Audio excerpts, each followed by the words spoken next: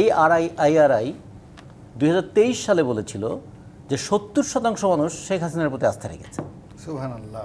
২৩ সালে মানুষ এখন বলতে শুরু করেছে যে এর নাম গণতন্ত্র। তারেক জিয়ার ফেরা না ফেরা নিয়ে আসলে নির্বাচন নিয়ে যেমন আলোচনা ছিল, তিনি যতদিন দেশে না ফিরছেন ততদিন হয়তো নির্বাচন নাও হতে পারে বা নির্বাচন পিছিয়ে যেতে পারে। তফসিল ঘোষণার এই তারিখের পরে কি আদৌ জাতীয় নির্বাচন ঘিরে এখন শঙ্কাটি কাটবে কিনা সেটা কি মনে করছেন? অনেকখানি কেটে যাবে আমরা যদি বলি আনুষ্ঠানিকভাবে, কিন্তু আমরা অনেক সময় দেখেছি না যে কথার পেছনে কথা থাকে, ইন বিটুইন দ্য লাইন অনেক কিছু থাকে। আমরা বলি না অনুচ্চারিত কথা, অব্যক্ত কথা। আমরা এক বছর এই অন্তর্বর্তীকালীন সরকারের কথা এবং কাজের মধ্যে অনেকগুলো এরকম ইন বিটুইন দ্য লাইন অনেক কিছু দেখেছি, যে কারণে একটু সন্দেহ হওয়াটাই স্বাভাবিক যে যতক্ষণ পর্যন্ত তফসিল ঘোষিত না হচ্ছে ততক্ষণ পর্যন্ত নানা বাহানা আবার সামনে আসে কিনা এই আশঙ্কাটা মানুষের মধ্যে আছে। কিন্তু আরেক দিক থেকে দেখলে মনে হয় কি, নির্বাচন না দিয়ে সরকার কি করবে, যাবে কোথায়? ওই একটা ইয়ে ছিল না, অনেক আগে একটা সিনেমা ছিল না, পালাবি কোথায়। এখন যদি বলা যায় নির্বাচন না দিয়ে সরকার যাবে কোথায়, যাবে কিভাবে? ক্ষমতাটা তাকে কোনোভাবে ছাড়তে হবে। তো ক্ষমতাটা কি সম্মানজনকভাবে ছাড়বেন, নাকি অসম্মানিত হয়ে ছাড়তে বাধ্য হবেন, নাকি অন্য কারো হাতে দিয়ে আমরা চলে গেলাম, হ্যাঁ আপনারা যেভাবে পারেন দেশ চালান, এই কথা বলে আবার চলে যাবেন? এরকম নানা কথাবার্তা কিন্তু আছে। আমাদের যেটা মনে হয়, অন্তর্বর্তীকালীন সরকার তার মর্যাদাটা তিনি খুব ভালোভাবে রক্ষা করতে পারেন। এই জায়গাটাতে যদি আমি একটু যুক্ত করি, আইআরআই তাদের একটি গবেষণায় একটি সাম্প্রতিক জরিপ করেছে। সেই জরিপে তারা বলেছে ৬৯% মানুষ রাজনৈতিক দলের চেয়ে প্রধান উপদেষ্টা অধ্যাপক ডক্টর মোহাম্মদ ইউনূসের প্রতি আস্থার কথা জানিয়েছেন। দারুণ। এই আমার আইআরআইকে খুবই ধন্যবাদ দিতে ইচ্ছা হয়।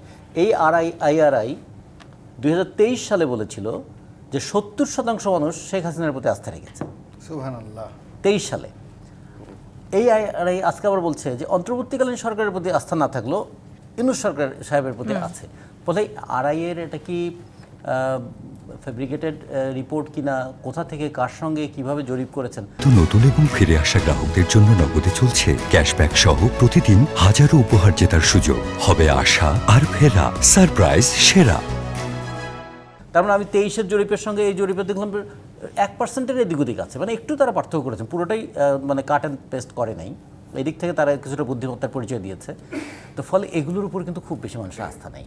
আপনি খেয়াল করে দেখেছেন এই পর্যন্ত আমাদের বাংলাদেশে এই যে এক্সিট পোল কিংবা বিফোর ইলেকশন যত ধরনের জরিপ হয়, নির্বাচনের ফলাফলে তার খুব বেশি কি প্রভাব পড়ে না। তো কারণ এগুলো হয় কি, খুব সিলেক্টেড কোশ্চেনিয়ার থাকে, সিলেক্টেড এরিয়া থাকে, সিলেক্টেড পার্সন থাকে। ফলে আমি কি প্রশ্ন করব, কাকে প্রশ্ন করব এবং কি উত্তর পাওয়ার জন্য প্রশ্ন করব, সেই অনুযায়ী যদি আমার প্রশ্নপত্র সাজানো হয় তো উত্তরটা তো আমার প্রত্যাশিত উত্তরটাই হবে। এই জন্য এগুলোর উপর অত বেশি ভরসা না করে, মানুষের এখন মনোভাবটা কি, মানুষ খুবই মানে বিচলিত, মানুষ খুবই বিরক্ত, মানুষ অনেকটা আশাহীন এবং মানুষ কখনো কখনো আতঙ্কিত।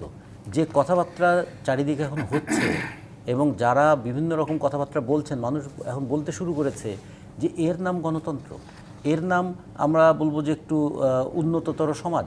অভ্যুত্থানের পরে আমরা যে একটু উন্নয়ন দেখতে চেয়েছিলাম, চিন্তার জগতের উন্নয়ন দেখতে চেয়েছিলাম, সংস্কৃতির জগতের উন্নয়ন দেখতে চেয়েছিলাম, দায়বদ্ধতার উন্নয়ন দেখতে চেয়েছিলাম, দায়িত্ববোধের উন্নয়ন দেখতে চেয়েছিলাম, সবচেয়ে বড় যেটা দেখতে চেয়েছিলাম যে মানুষের মানবিক বোধের উন্নয়ন, সেটা কতখানি হয়েছে। ফলে এগুলোর জন্য দায়টা কে নেবেন? এটা সুপ্রিম রেসপন্সিবিলিটি তো এক্সিস্টিং গভর্নমেন্টকে দিতে হবে। এক্সিস্টিং গভর্নমেন্টকে যদি নিতে হয়, গভর্নমেন্ট বলে আমি তো অন্তর্বর্তী, আমি তো কোনো কিছু করছি না, তখন মানুষ প্রশ্ন করবে আপনি অন্তর্বর্তীকালীন সরকার হিসেবে দায় নেবেন না, কিন্তু ঠিকই এয়ারবাস কেনার চুক্তি করতে পারেন, ঠিকই বন্দরের মানে টার্মিনাল ইজারা দেওয়ার চুক্তি করতে পারেন, ঠিকই আপনি অনেকগুলো কাজ করতে পারেন যেগুলো আপনার এখতিয়ারের মধ্যে পড়ে না। সেই প্রশ্নটা থেকেই যায় নিশ্চয়ই।